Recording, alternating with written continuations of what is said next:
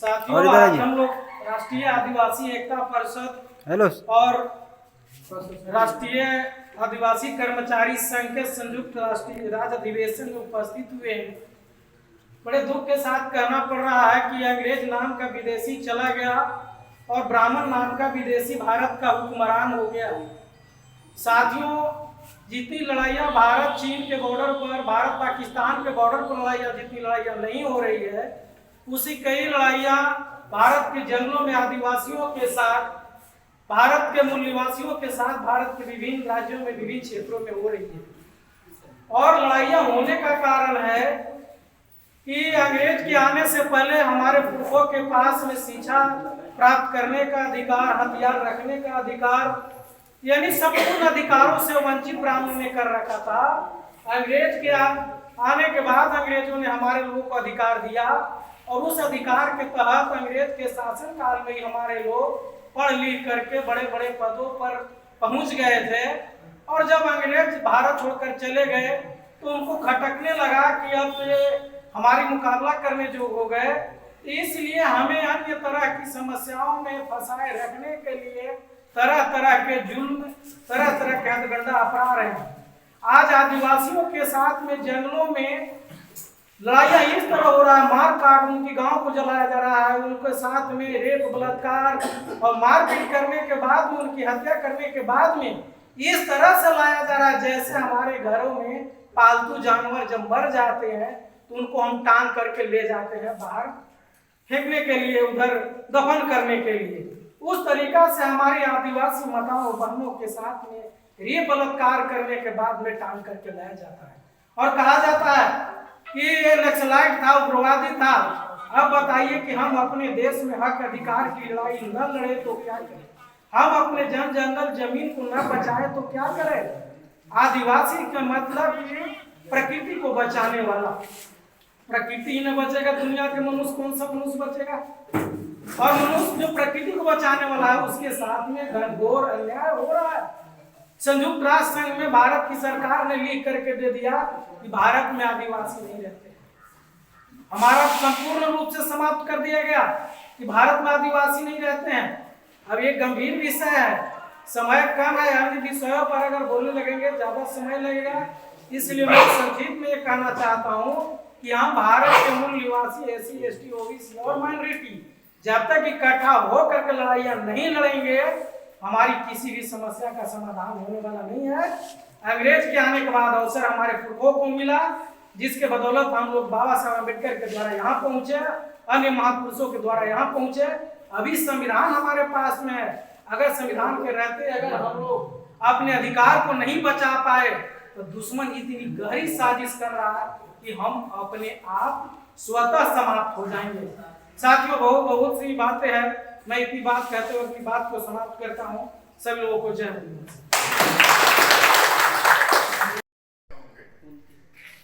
के चिंतन का काम चल रहा है।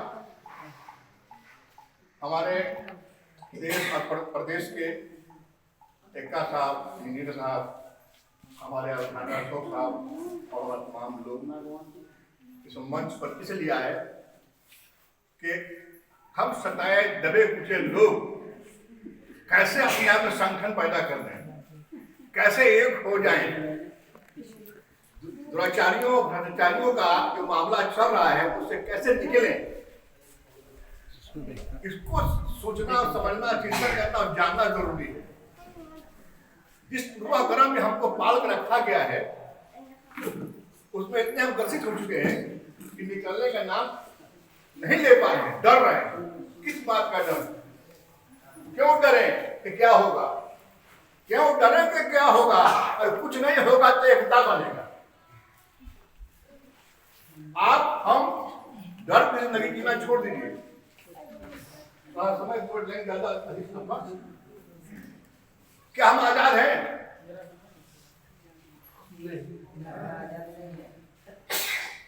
आजादी मिली कथा कथित 1947 में। बड़ी खुशी हुई, हमको खुशी है, आपको खुशी होगी। देखिए हम आजाद हैं। आजादी मिली, किनको मिली बता देंगे आपको। आजादी मिली इसके लिए कि मुस्लिम को अलग कर दो। किसका षड्यंत्र था, किसकी सोच थी, गोलवलकर की और उस तरह के मेंटलिटी लोगों की, पाकिस्तान बना दिया गया। ये दुख है, ये दुख है कि पाकिस्तान इन लोगों में बनाया। क्यों कि अगर आदिवासी, अल्पसंख्यक और ओबीसी पिछड़ा वर्ग मिल गया तो राजनाथ से निकल जाएगा, क्योंकि मुस्लिम वर्ग शासक रहा है 800 साल की आराम। ये डर था उन लोगों को, अगर मुस्लिम को अलग नहीं करते हैं, पाकिस्तान नहीं बनवाते हैं, तो हमारे जो कमजोर एजुकेशन के लोग हैं, आदिवासी, ओबीसी और पिछड़ा वर्ग, इसको जगा देगा। जब जगा देगा तो हाँ सत्ता गया।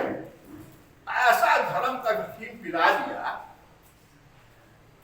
कि उससे हम समाज है कि डर डर के जी रहे हैं। अरे डरना छोड़िए, लड़ना सीखिए, संकित होना सीखिए। इतनी बड़ी कुर्बानी हमारे इन लोगों ने दिया है। बाबा साहब की सीरियल चल रही है, भीमराव अम्बेडकर, कभी देखिए उसको।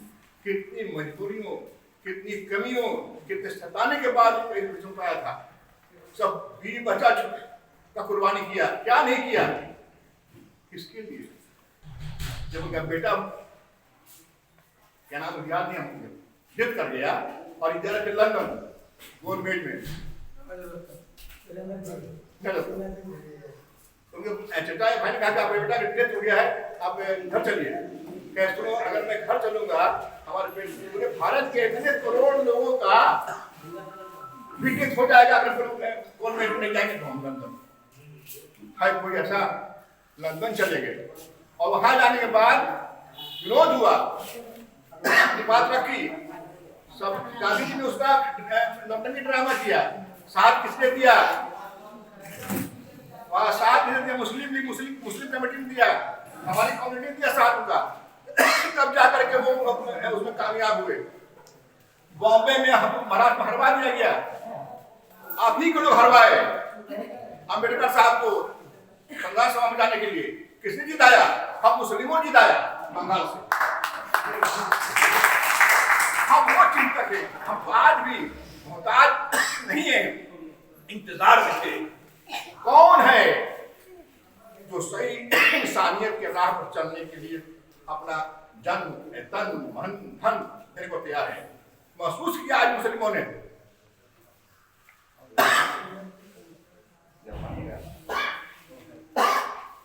हमने महसूस किया कि कोई अगर कर आगे बढ़ सकता है तो पेरियार, रामास्वामी, ये लोग हैं। चूंकि महिलाओं को सिर्फ शिक्षित करने के लिए हमारी सावित्रीबाई फुले और उनके पति, उनको घर से निकाल दिया गया, उनके बाप निकाल दिया। किसने शरण दिया? फातिमा शेख ने और उसके भाई ने शपथ शरण दिया, अपने घर में जगह दिया, स्कूल खुलवाया। कौन था वो? मुस्लिम था, हम मुस्लिम, वही मुस्लिम के हम लोग हैं। शिक्षा दिलवाया। आज मुस्लिम को बराबर ठगा जा रहा है, किस तरह आपको ठगा जा रहा है? ओबीसी, एससी, एसटी जो ठगा जा रहा है उसको हमको ठगा दिया, कांग्रेस ठगा को। हम इंतजार में कोई ऐसा शख्स मिले तो सिवाय अम्बेडकर साहब के वो राह मिली, उसको चलाया काशीराम ने भी। मुस्लिम ने वहां जम के साथ दिया, सरकार ही बनाया, याद कीजिए, सरकार बनाया। और अब हमारे ईश्वर का अल्लाह करे उनके साथ हमारे बाबा साहब 100 साल जिए, उस वीडियो में चल रहे हैं। उस वीडियो में चलने का मतलब ये है कि हमको शिक्षित होना है, संगठित होना है और लड़ना है। और जो शिक्षा प्राप्त हो, जो गवर्नमेंट करके देना है, तब जाकर के हम मजबूत बनेंगे। देखिए, कमजोर आजादी कहाँ मिली हमको? आजादी मिली पंडित को? हमको आजादी क्या मिली? दरगाह बजाने की, आपको बोल बम जाने की, हमको मस्जिद में जाने की, आपको घंटा बजाने की, आपको जय श्री राम के मंदिर को जाने की।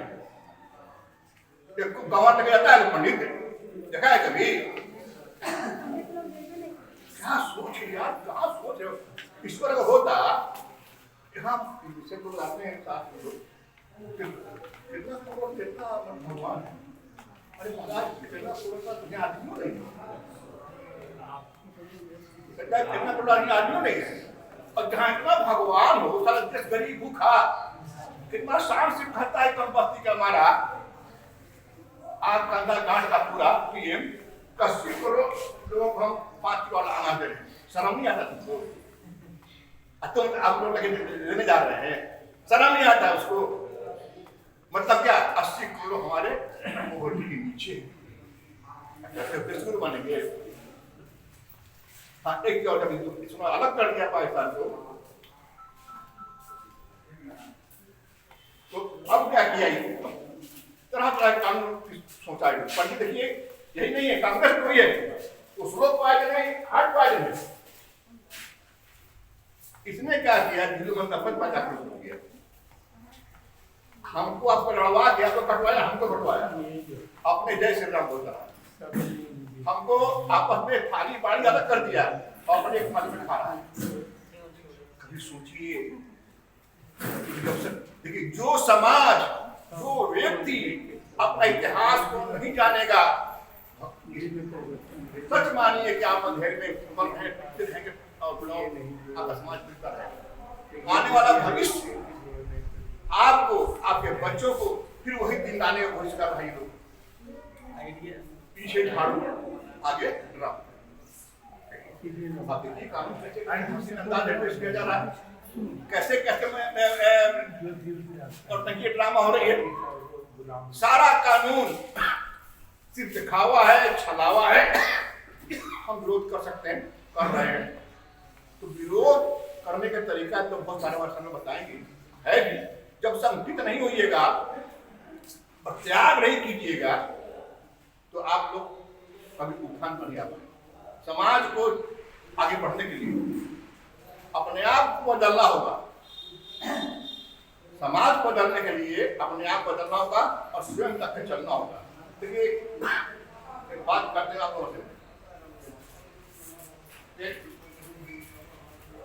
परों को खोल, पर होते हैं परों को खोल, जमाना उड़ान देखता है।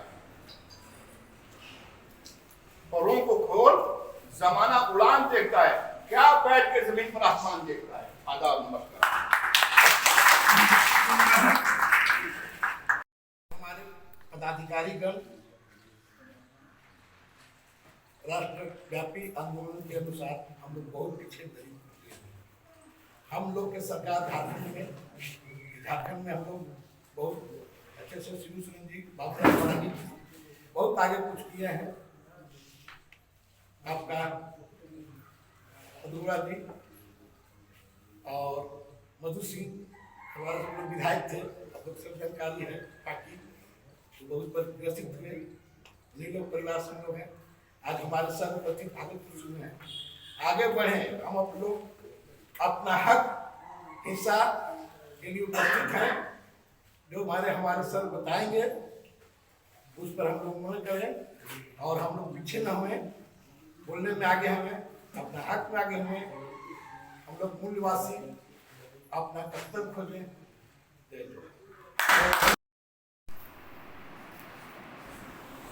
मान्यवर अर्जुन प्रसाद सिंह जी, वामसेप के प्रभारी, बिहार के हीराराम जी,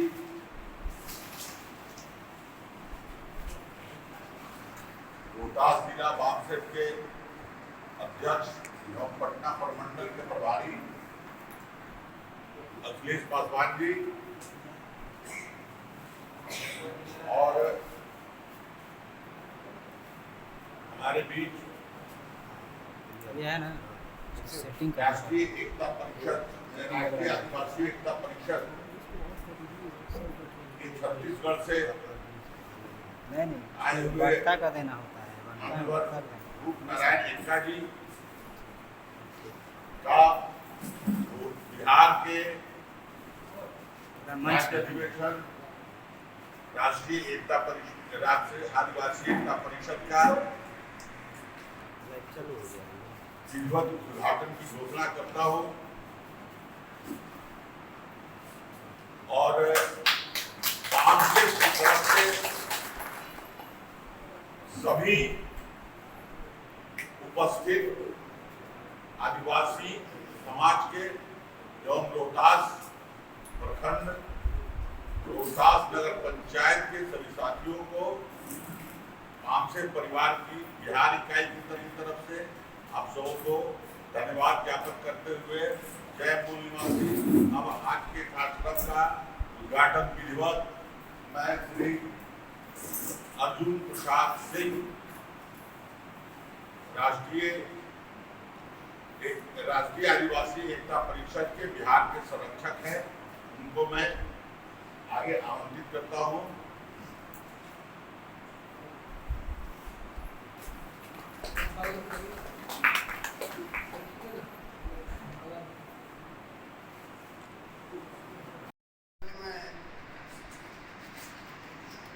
इस जगह पर मैं उपस्थित हूँ।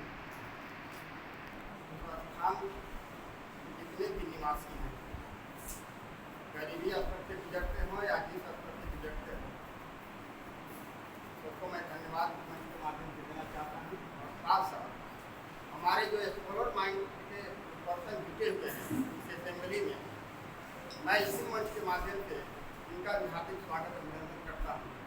खासियत इस बात की है कि पूर्वजों की लड़ाई को अगर जिंदा न रखा जाए तो शायद दुर्दशा की दहलीज में तो छिपना ही पड़ेगा, हमें याद करना पड़ेगा। अभी हम देख रहे थे 48 लोग, न इनका घर है, न बेटी से प्रेम किए हैं, न बच्चों से प्रेम किए हैं, एक पूरे भारत के दबे कुचले लोगों से प्रेम किए। ये पूजनीय है। इनके अलावा अगर इस पृथ्वी पर अगर दबे कुचले लोग एसी एसटी ओबीसी और आदिवासी जितने भी लोग हैं, अगर दूसरे सिंबल को समझते हैं तो शायद वो मूर्ख है, शायद वो मूर्ख है, अपनी जायदाद को नहीं समझ रहे हैं, अपने लोगों को नहीं समझ रहे हैं। यही कारण है कि आज हम दुर्दशा में फंसते जा रहे हैं। कारण यही, कारण को समझना पड़ेगा। जब तक हम रीजन को नहीं समझेंगे तब तक हम लड़ाई नहीं लड़ सकते, हम फाइटर नहीं बन सकते हैं। और आज देखिए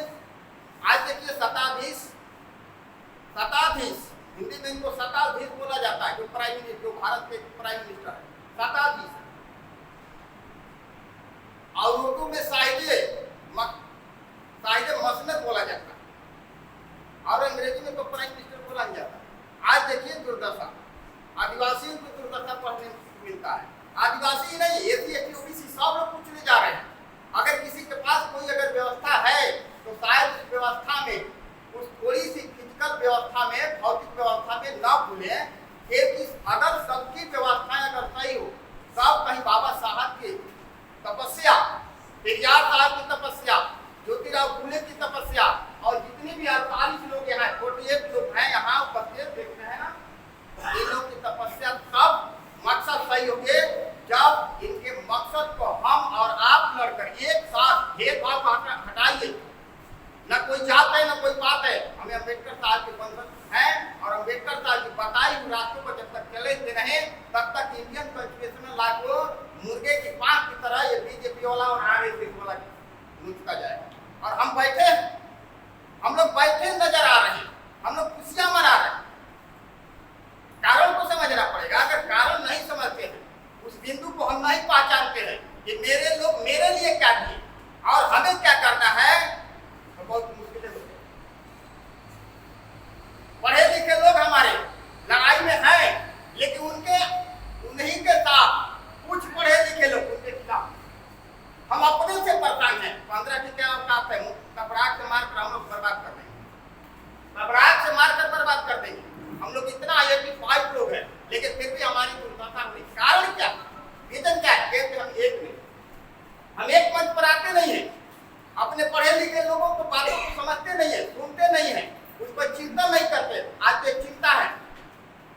केवल लिखा हुआ वन थिंकिंग, हमें वन थिंक एक सोच होनी चाहिए। बाबा साहब ने क्या कहा, शिक्षित करो, शिक्षित बनो, संगठित हो, संघर्ष हो। शिक्षित जब तक हम शिक्षित लोग क्या करते हैं, आज रूल जा रहे हैं, किसी को सर्विस लग गया, पैसे आ रही है, अपने बाल बच्चे में कुछ लोग इंजीनियर साहब हमारे आए हुए, बहुत सारे हमारे लोग आए, इन लोगों ने क्यों त्याग किया? क्या और भारत के लोग नहीं है सर्विस करने वाले, और लोग पूंजी वाले नहीं है, लेकिन आज भी वो छिपे हुए हैं। आज भी उन्हीं के पत्थर को चाटते हैं जिन पत्थरों को हमारे पूर्वजों ने अम्बेडकर साहब ने बहुत बड़ी तपस्या के साथ उन पत्थरों को इतना खाई में फेंक दिया था, लेकिन आज भी हमारे लोग चाट रहे हैं। यही कारण है कि हमारी, यही कारण है। बाबा साहब ने जितनी तपस्या की शायद कोई शख्स तपस्या कर सकता है। और देवी देवता भगवान किसी को नहीं मानना है। I do not believe in the God because believe God is a भगवान नहीं है, देवी देवता नहीं है। बहुत पूर्वजों ने बहुत सारी देवी देवता भगवान को माना, क्या मिला? घर में एक किताब का पेज भी नहीं मिला। और आज बाबा साहब की देन है कि घरों में किताब का ये बाबा साहब की त्याग है। तो हमें आप भगवान को किसी को मत मानिए, देवी देवता किसी को मानिए, वो कल्याण करने वाला नहीं है, वो तो आपको नष्ट कर एक विकलांग बनाने की व्यवस्था है। मनवादियों के द्वारा दी गई देवी देवता एक काल्पनिक है, भगवान एक काल्पनिक है, न स्वर्ग है, न नरक है, न कुछ भी नहीं है। खासियत इस बात की है, आप जिस तरह ही मानिएगा भगवान को और देवता को, उतना ही आप विकलांग हो जाइएगा। हमें किताब पढ़ने की जरूरत है, बच्चों को किताब पढ़ाने की जरूरत है, न कि दूसरे चीजों पर व्यस्त होने की। मैं आदिवासियों के साथ साथ सारे लोगों को, जितने भी हमारे लोग आए हैं, सबको मैं धन्यवाद देते हुए अपनी वाणी को विराम देता हूँ। लेकिन एक सब कहता हूँ कि जिंदगी की असली उड़ान अभी बाकी है, हमारी रातों का इम्तिहान अभी बाकी अभी बाकी है, हमारी रातों का इम्तिहान अभी बाकी है। अभी तो नापी है मुट्ठी भर जमीन, आगे पूरा आसमान अभी बाकी है, आगे पूरा आसमान अभी बाकी है। और एक शब्द और कहकर मैं जाता हूँ कि हकीकत वाकई में सरेआम बना देती है, नफरत करने वालों को गुलाम बना देती है। हकीकत वाकई में सरेआम बना देती है, नफरत करने वालों को गुलाम बना देती है। यह जिंदगी की अजीब बेफाक तोहफा है, जो बेगाना है उसको भी अपना यार बना लेते हैं। यही लोग आए हैं, हम लोग जो बेगाना है उन लोग को अपनी यार बना के आए हैं। इतना ही शब्द कहकर मैं अपनी वाणी को विराम देता हूँ। जय भारत, जय भीम, जय संविधान। राष्ट्रीय आदिवासी एकता परिषद एवं राष्ट्रीय आदिवासी कर्मचारी संघ का संयुक्त राज्य अधिवेशन आज जो हो रहा है, इस मंच पर उपस्थित हमारे उद्घाटनकर्ता माननीय अशोक पटेल जी, हीराराम जी और हमारे प्रदेश के जो वामसेफ के राष्ट्र अध्यक्ष हैं वो इंजीनियर अर्जुन प्रसाद सिंह मेंबर सब नई दिल्ली, और हमारे जो आज के और इस मंच पर उपस्थित अफसर भी हैं और रमाशय शर्मा जी हैं, और हमारे जो अध्यक्षता करेंगे माननीय रूप नारायण एका जी, जो राष्ट्रीय सचिव राष्ट्रीय आदिवासी एकता परिषद। मैं इन सभी का स्वागत करते हुए आप सभी को जय मूल्यवासी से स्वागत करते हैं। आप लोगों ने जो समय निकाल कर यहाँ उपस्थित हुए, आप लोगों को मैं सैल्यूट करता हूँ कि आप यहाँ उपस्थित हुए। साथियों, आज जो बात है बहुत गंभीर मामला है।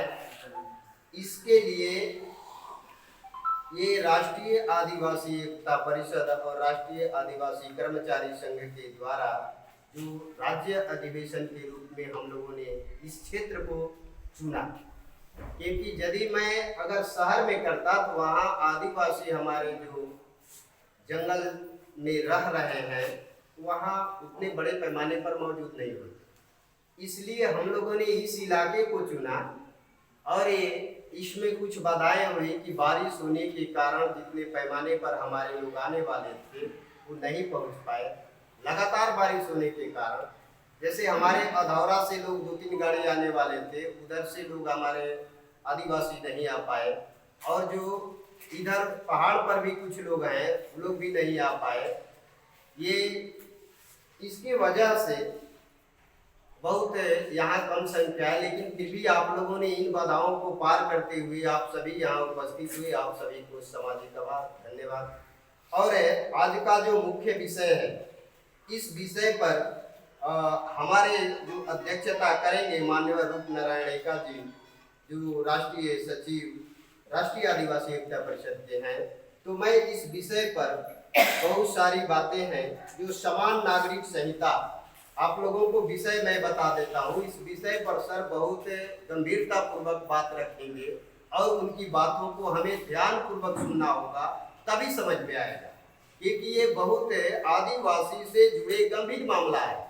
जो देश में हमारे आदिवासी हैं, जो जंगलों में रहते हैं और उनका ही जमीन, जल, जंगल छीनने का प्रयास किया जा रहा है सरकार के द्वारा। इस बिंदु पर जिसमें समान नागरिक संहिता का कानून बनाकर आदिवासियों का कस्टमरी लॉ खत्म करके उनकी मूल आदिवासी पहचान, जो आदिवासियों की पहचान है, उसको खत्म करने का है, और जो संवैधानिक विशेषाधिकारों को खत्म करने का तथा आदिवासी को हिंदू बनाने का एक ब्राह्मणी षड्यंत्र है, यह एक गंभीर चिंता का विषय है।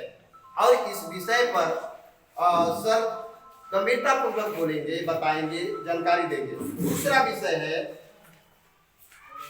डिलिस्टिंग के नाम पर प्रोपेगेंडा करके, यानी धर्म परिवर्तित आदिवासी को अनुसूचित जाति जनजाति की सूची से हटाने के नाम पर प्रोपेगेंडा करके आदिवासियों और धर्म परिवर्तित आदिवासी में झगड़ा लगाना और आदिवासी को हिंदू बनाकर उनका राजनीतिक इस्तेमाल करने के आरएसएस और बीजेपी, जो आरएसएस ब्राह्मणों का जो संगठन है, जो बीजेपी सरकार है वो भी ब्राह्मणों का सरकार है, वो लोग हमारे विरोध में, इस जो है आदिवासी के विरोध में वो कानून बना रहे हैं। इस विषय पर सर विशेष रूप से बताएंगे।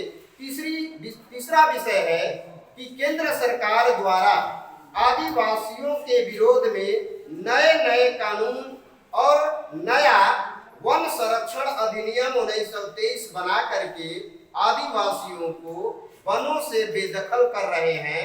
बेदखल करके उनका अस्तित्व खत्म करने की ब्राह्मणों की सुनियोजित साजिश है।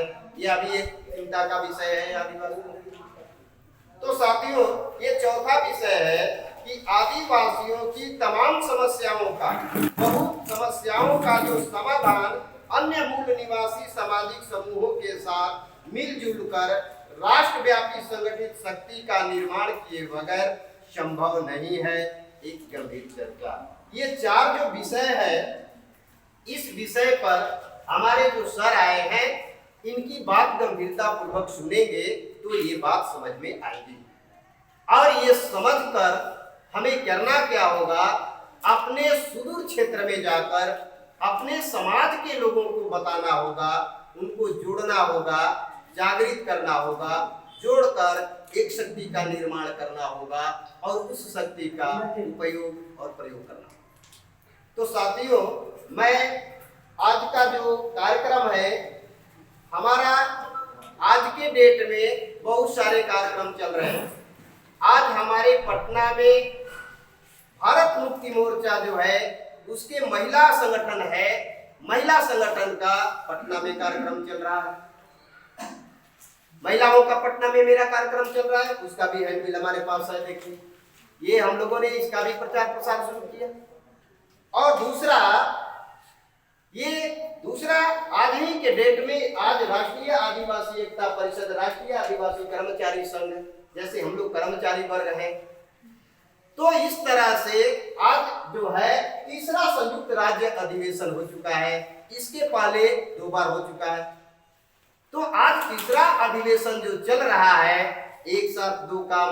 और इसके साथ ही एक और है कि जो हमारी जो इस देश की सरकार है वो बोलने की आजादी खत्म कर रही है। ये हमारे संविधान में बाबा साहब अम्बेडकर ने फंडामेंटल राइट्स में लिखा, मौलिक अधिकार में बोलने की आजादी दी। जो आज मैं बोल रहा हूं, ये बोलने की आजादी हमारे महापुरुषों ने दी। लेकिन उसको सरकार जो है हमारे बोलने पर पाबंदी लगा रही है। और उत्तर प्रदेश में जब हम लोगों ने ये कार्यक्रम किया, राष्ट्रीय पिछड़ा वर्ग मोर्चा और बुद्धिस्ट इंटरनेशनल के माध्यम से उस कार्यक्रम को रोकने का काम किया। जब रोकने का काम किया तो साथियों आज ही के डेट में वहां उस कलेक्टर का प्रोटेस्ट मार्च किया जा रहा है 1 लाख लोगों के साथ। इतनी भारी बारिश के भी चलते वहां हमारे लगभग 80,000 के आसपास लोग वहां घिरे हुए हैं, वो प्रोटेस्ट कर रहे हैं। तो आज जो कार्यक्रम है ये 3 क्षेत्रों में चल रहा है। तो ये वामसेप और उसके सहयोगी संगठन जो है, जैसे राष्ट्रीय आदिवासी एकता परिषद है, इसमें लगभग 89 संगठन अब बन चुका है। ये सारे संगठन इसलिए है कि हम अपने समाज को जागृत करना होगा, जागृत करके उनको जोड़ना होगा, जोड़ करके उनको संगठित करना होगा, और संगठित करके जो हमारा दुश्मन है उस दुश्मन के विरोध में हमें उस शक्ति का उपयोग और प्रयोग करेंगे। तो उस शक्ति का उपयोग और प्रयोग करने का जो तरीका है, हमें आंदोलन करना होगा। आंदोलन से यदि नहीं दुश्मन समझता है तो हमें जन आंदोलन करना होगा, क्योंकि ये देश जो है जन आंदोलन के माध्यम से 1947 में आजाद हुआ, जिसमें ब्राह्मण आजाद हो गया। तो हम लोग ब्राह्मणों के गुलाम थे। तो अब वो जैसे अंग्रेज विदेशी था वो चला गया, ऐसा लग रहा है भारत में डीएनए साबुत मिल चुका है कि ब्राह्मण भी विदेशी है, उसे भी जाना चाहिए। तो अगर वो जाएगा तभी तो हम आजाद होंगे। तो वो ब्राह्मण जो है बैठा हुआ है सरकार में, वो हमारे ऊपर कानून बना रहा है, हमारी बोलने की आजादी छीन रहा है। हमारे आदिवासी जो भाई जंगलों में रहते हैं उनका जंगल छीन रहा है, उनका जमीन छीन रहा है, उनका जल छीन रहा है।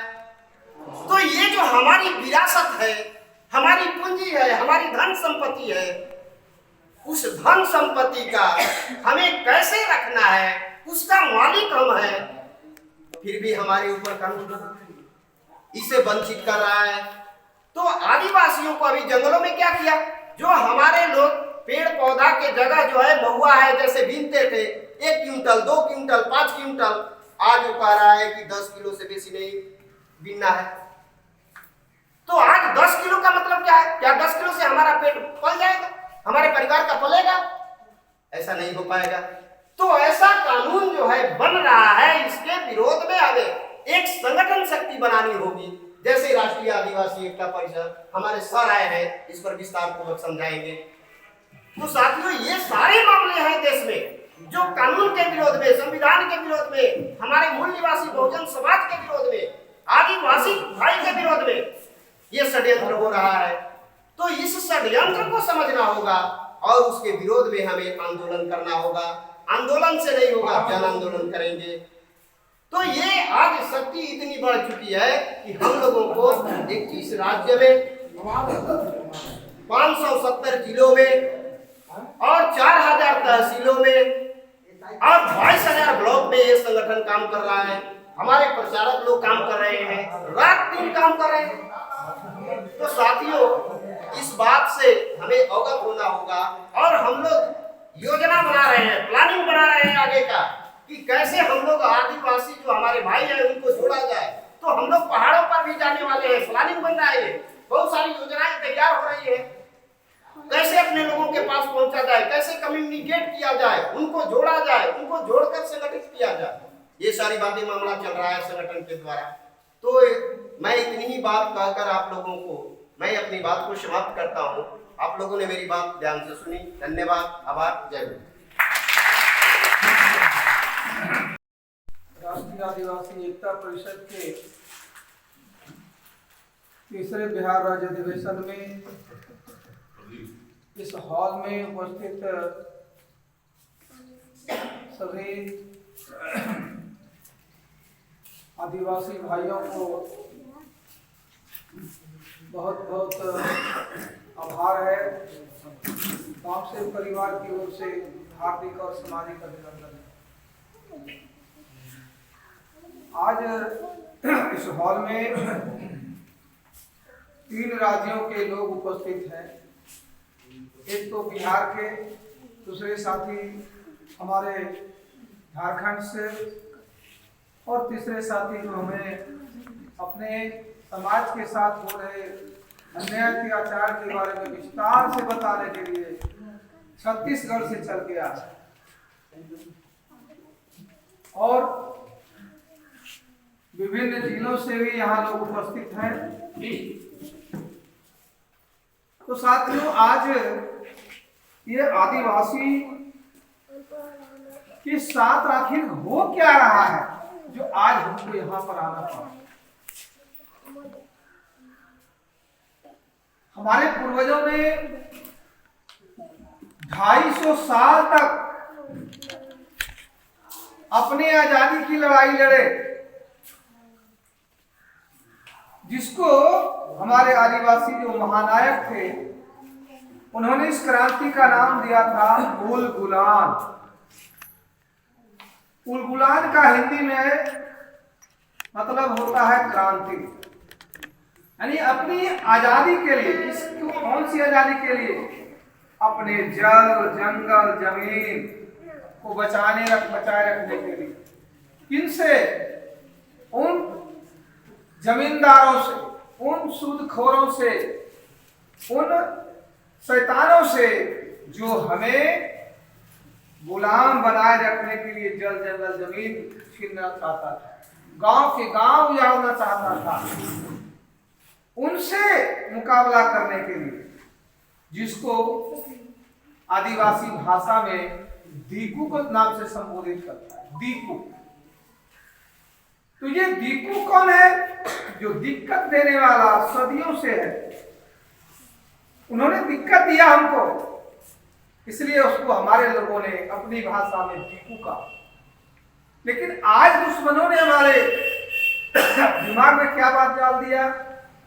दीकू कौन? जो आदिवासी से अलग है, जो आदिवासी नहीं है, तो सबको दीकू घोषित कर दिया। और हमारे आदिवासी भाइयों ने उसको दीकू मानना शुरू कर दिया। लेकिन एक बहुत गंभीर बात है, जिन्होंने ऐसा करवाया उसको नहीं मानता है। जिस ब्राह्मणों ने ऐसा कहने के लिए हमको प्रेरित किया, जिन राजपूतों ने ऐसा प्रेरित किया, जिस भूमिहार ने ऐसा प्रेरित किया, जिन लाला जी के द्वारा ऐसा कहा गया, उनको हमारे लोग दीकू नहीं मानते। दीकू किसको मानते हैं? अपने ही राज्य में जो रहने वाला दूसरे राज्य से आदिवासी आया उसको दीकू मान लिया, शेड्यूल कास्ट को दीकू मान लिया, जो पिछड़े वर्ग के लोग हैं उसको दीकू मान लिया, जो मुस्लिम हमारा भाई है उसको दीकू मान लिया। अभी हमारे मुस्लिम भाई ने बताया कि जब बाबा साहब लड़ाई लड़ रहे थे हमारे अधिकारों के लिए, तो साथ कौन दे रहा था? मुस्लिम भाई। लेकिन आज उसी मुस्लिम भाई के बारे में कहता है कि मुसलमान तुम्हारा दुश्मन है। तो आज हमारे दिमाग में जो कचरा भर दिया है दुश्मनों ने, उस कचरे को निकालने के लिए हम लोगों का ये अधिवेशन हो रहा है। हम आदिवासी हैं, लेकिन दुश्मन हमारे यहाँ आकर के आदिवासी नाम से भी संबोधित नहीं करता। क्या कहता है?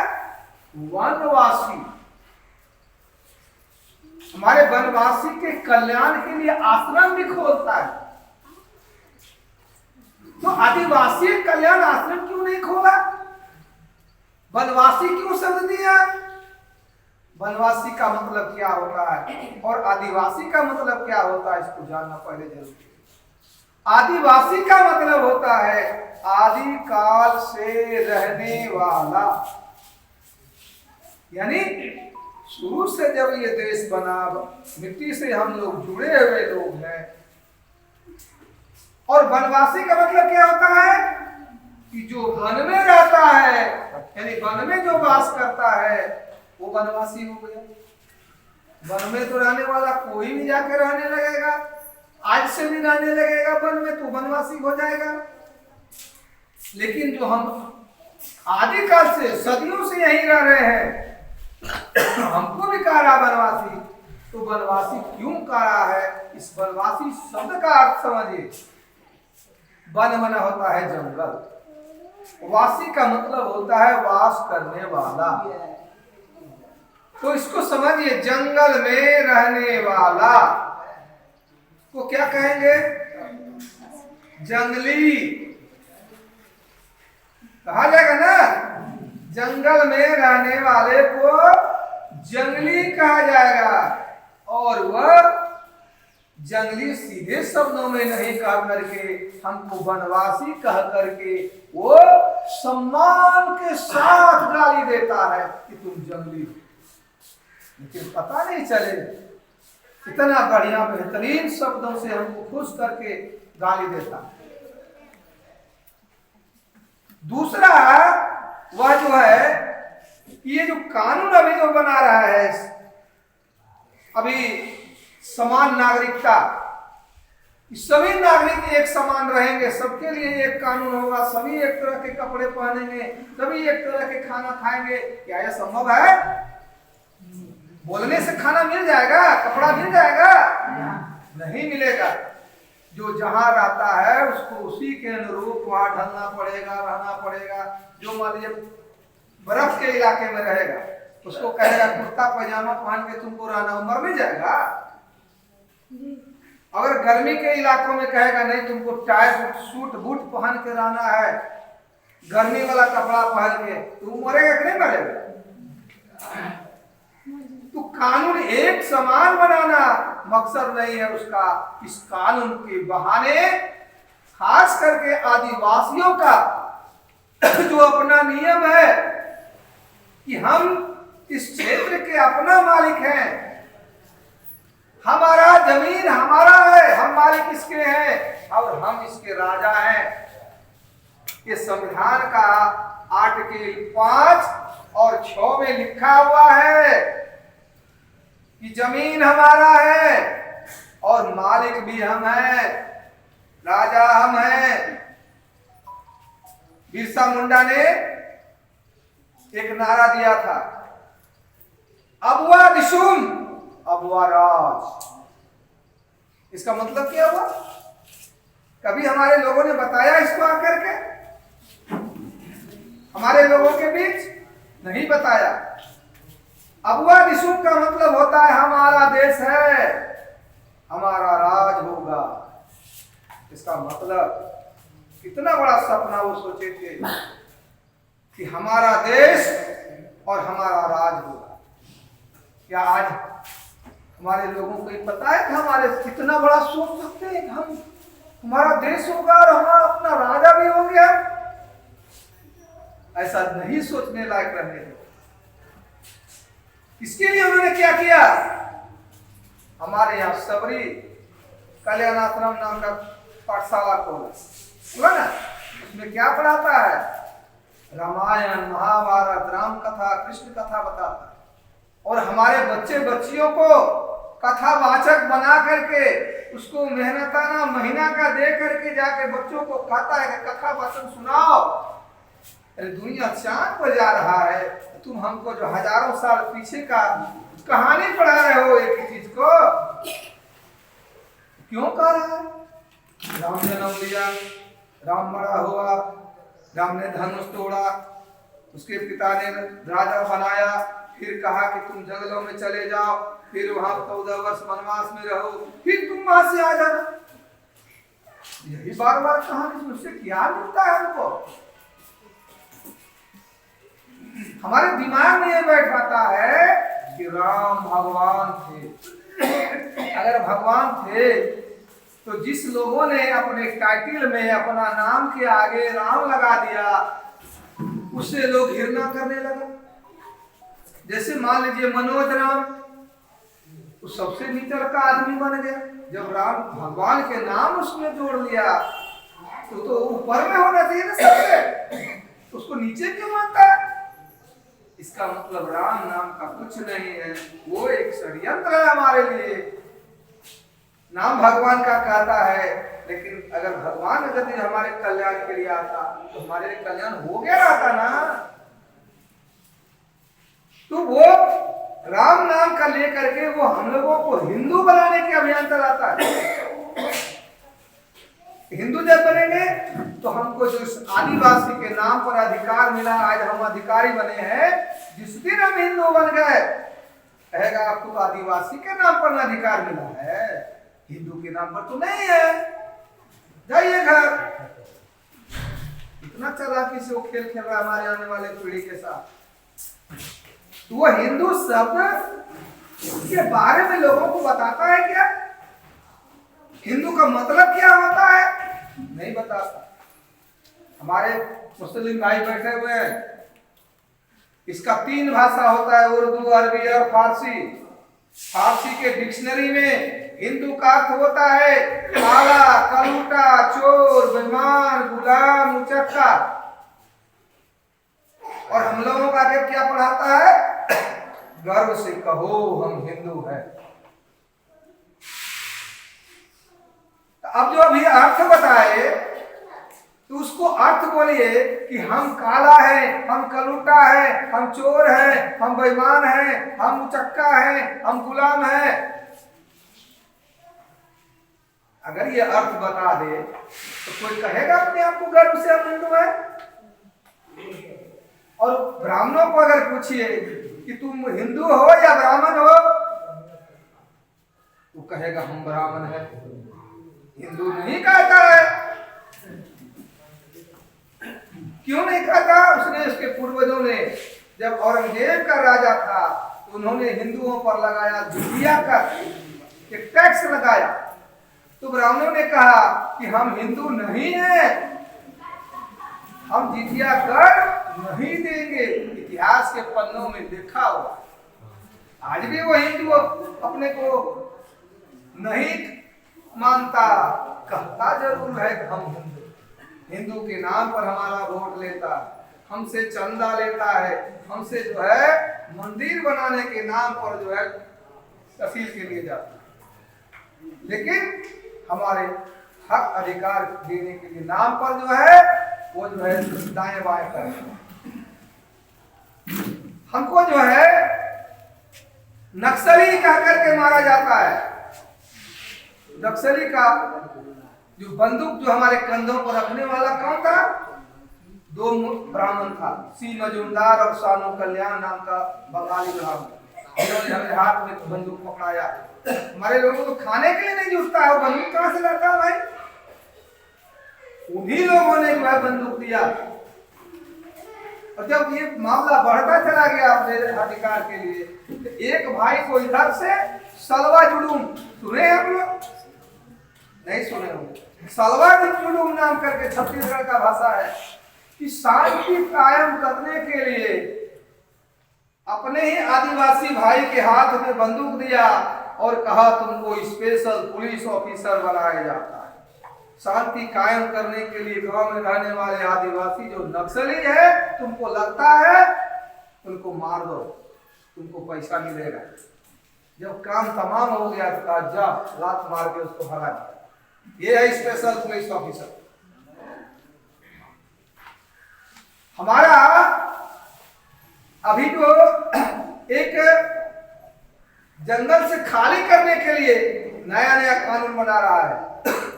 अभी आपको जंगल का नया अधिनियम बना है। अभी अधौरा के पहाड़ में जंगल है ना, वहां बाघ रखने वाला जंगल का बनाया जाएगा घेरा। बाघ को घर बना देगा, इंसानों को बेघर कर। योजना आ चुका है इस इलाके में, हम लोगों को मालूम हुआ, इसलिए हमने इस क्षेत्र में जानबूझ करके कार्यक्रम लगाया ताकि हमारे लोगों को पता चले कि क्या होने जा रहा है भविष्य में। इस इलाके से खाली करवा के बाहर भेज देगा, कहां जाएंगे हमारे लोग? खाली तो करा देता है, बस आता नहीं है तो दर दर की ठोकरें खाता है।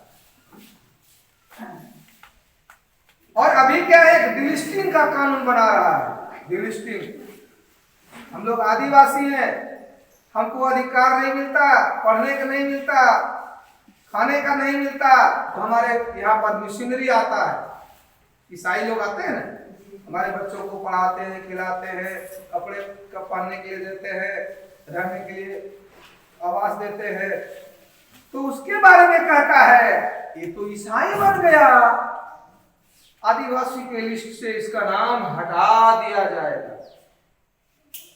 तो हमारा जो भाई ईसाई नहीं बना है उसके दिमाग में लगता है नहीं, बात तो सही कह रहा है, इसको हटा ही देना चाहिए।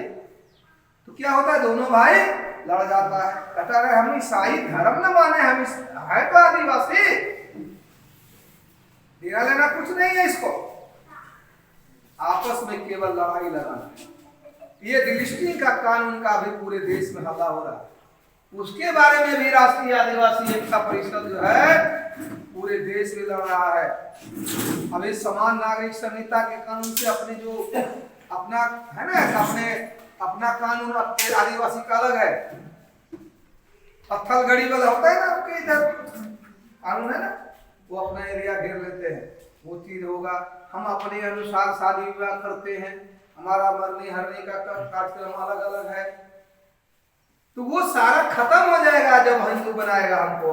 तो वो जब कौन समान नागरिक कानून आया, यूनिफॉर्म सिविल कोड, जो भी मैंने बताया कश्मीर से लेके कन्याकुमारी तक का घटना, तो उसके तहत जो है उसके आलोक में अभी 7 अगस्त को पूरे भारत में राष्ट्रीय आदिवासी एकता परिषद के नाम से भारत बंद हुआ और आज उस मुद्दे को बंद करना पड़ा। उसमें आदिवासियों पर ही सबसे ज्यादा खतरा बन रहा था। नाम लेता था कि केवल मुस्लिम है, निगाहें कहीं पर, निशाना कहीं पर। देखिए इसे निशाना इधर जा रहा है ना, निशाना किधर है, इधर देख रहे हैं, लेकिन इधर निशाना कहाँ है, इन चारों भाइयों को। कौन चारों भाई है, एससी, एसटी, ओबीसी और घुमंतु जाति। मुसलमान तो इधर दिखा रहा है कि ये दुश्मन है, अगर दुश्मन होता तो ये हमारे बीच क्यों आता। लेकिन हम लोगों को कान में डाल दिया है मुसलमान दुश्मन है। क्या मुसलमानों ने हमको खदेड़ करके जंगलों में रहने के लिए निवेश किया है? नहीं ना, कौन किया? ब्राह्मणों ने किया जबरदस्ती।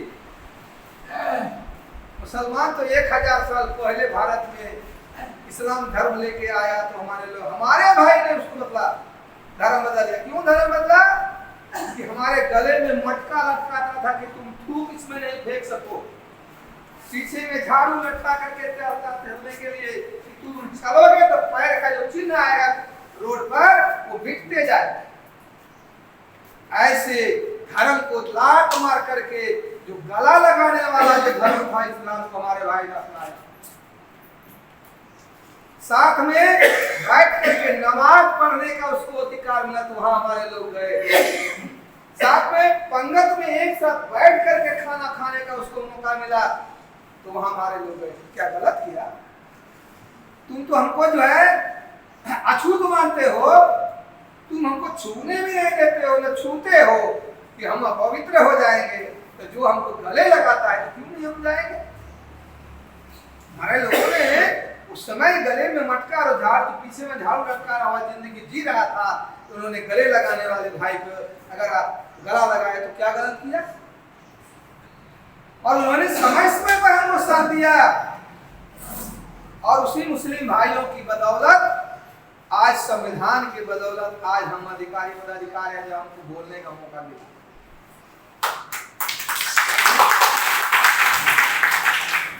तो ऐसे बहुत सारे विरोधी कानून बनाए गए हैं, उनके संदर्भ में हमारे बीच रूप नारायण का साहब उपस्थित हैं, विस्तार से बताएंगे कि कैसे कैसे षड्यंत्र किया गया। हमने एक आपको भूमिका बताई ताकि आपको इस बारे में संज्ञान हो जाए कि दुश्मन कितने दिनों से हमारे साथ षड्यंत्र कर रहा है। हमारे लोग 250 साल तक अकेले लड़े। आश्चर्य लगता है, हमारे लोग आदिवासी अकेले 250 साल तक लड़ते रहे, लेकिन सफल नहीं हो पाए। तो हमारे आदिवासी भाई थे, वो बुद्धिजीवी लोगों ने, हम लोगों ने सोचा क्या हम अकेले अकेले लड़के आजाद हो सकते हैं? नहीं। तो हुआ कि हमारे ही जैसे भाई जिनके साथ छुआछूत, भेदभाव और अधिकार से वंचित करता है, जो ब्राह्मणों ने उनको अधिकार वंचित किया, आधा हिस्सा जो इस देश में रहने वाला पिछड़ा है उसको गिनती तक नहीं किया। गांव घर में 20 बार जानवर की गिनती हो गया, लेकिन आज पिछड़ा का नहीं हुआ आज तक। उसको भाई को भी हम साथ लेकर के कह रहे हैं कि भाई तुम हमारे साथ खड़ा हो, हम तुम्हारे साथ खड़े रहेंगे, और सब भाई एक दूसरे की लड़ाई में मिलजुल कर लड़ेंगे, निश्चित रूप से सफल होंगे और सफल हो रहे हैं। इसका प्रमाण है कि आदिवासी भाई जो 7 अगस्त को अकेले अगर करता तो भारत बंद नहीं हो सकता था। उसमें हमको शेड्यूल कास्ट के साथ दिया, पिछड़े वर्ग के लोगों ने दिया, माइनॉरिटी के लोगों ने साथ दिया, मजदूर जाति के लोगों ने साथ दिया, तब जा करके हम सफल हुए। उनकी भी लड़ाई आती है हमको, हम भी उसका साथ देंगे, एक दूसरे को साथ देते रहेंगे, तो हम निश्चित रूप से सफलता की दिशा में आगे बढ़ेंगे। और यही संदेश देने के लिए हम आए हैं कि हम सभी भाई भाई हैं। जिसको आज दुश्मन हरिजन कह करके गाली देता है ना, उसको शेड्यूल कास्ट कहते, उसको अछूत भी कहता है, वो भी हमारा भाई। ओबीसी जिसको कोयरी, कुर्मी, कुशवाहा, यादव, पंडित, जो कुम्हार है, वो सब हमारा भाई है। वो दुश्मन बताता है लेकिन भाई है हमारा। मुस्लिम भी हमारा भाई है। और ये प्रमाण आया है, डीएनए से हमारे खून का चेक किया गया। खून में एक ऐसे लपेटा हुआ सीढ़ी जैसे बाजार में होता है, उसको डीएनए बोलते हैं। हम लोगों का डीएनए है L3MN। यहाँ जितने भी लोग बैठे हैं ना, सबका डीएनए है एक L3MN। और दुश्मन जो है वो ब्राह्मण जो क्षत्रिय है, उसका डीएनए है R1A1। अंतर है ना। ये डीएनए के आधार पर विदेशी है और हम लोग इस देश के मूल निवासी हैं। और संयुक्त राष्ट्र संघ ने कहा कि हर देश के मूल निवासी उस देश का राजा होगा। लेकिन क्या हम लोग राजा है? हम लोग गुलामी की जिंदगी जी रहे हैं। कहता है तुम यहाँ नहीं बैठ सकते हो, तुम यहाँ जाओ, वहां जाओ, जंगल छोड़ दो। हम जहां सदियों से रह रहे हैं, हमको कहता है खाली करो। हम बाघ को रखेंगे, इंसान को नहीं। इतना बड़ा जुल्म हमारे साथ होने जा तैयारी कर रहा है दुश्मन, उसको मुंह तोड़ जवाब देने के लिए हम सबों को एक साथ मिलकर लड़ना होगा। उसी लड़ाई की तैयारी के लिए पूरे देश में चल रहा है कार्यक्रम। आज 4 कार्यक्रम हो रहा है। एक यहाँ हो रहा है बिहार में, दूसरा जो है पटना में हो रहा है, तीसरा जो है बनारस में हो रहा है, चौथा महाराष्ट्र पुणे में हो रहा है। ऐसे बहुत सारे छोटे छोटे कार्यक्रम हो रहे हैं। तो इसलिए ये जगाने का कार्यक्रम है। आप लोग जगिए और अपने साथ जो हो रहा न्याय है, जितना भी आपको समझ में आता है, यहाँ से सुन के गए, वही चीज वहां बताना है कि वनवासी कह करके गाली देता है। वनवासी का मतलब जंगली होता है। इस बात को गिरा मान लीजिए कि कोई भी दुश्मन हमारे कल्याण के लिए काम नहीं करता है, अपने फायदे के लिए काम करता है। इस बात को गिरा मान लीजिएगा। भले हमारे लिए कहेगा कि दुश्मन लगता है स्कूल खोल दिया, पढ़ा क्या रहा है? पढ़ा रहा है गुलाम बनाने वाला, आजाद बनाने वाला नहीं पढ़ाता है। इसलिए आप लोग आजादी के इस आंदोलन में मिलजुल करके साथ चलेंगे। इन्हीं आशा और विश्वास के साथ मैं अपने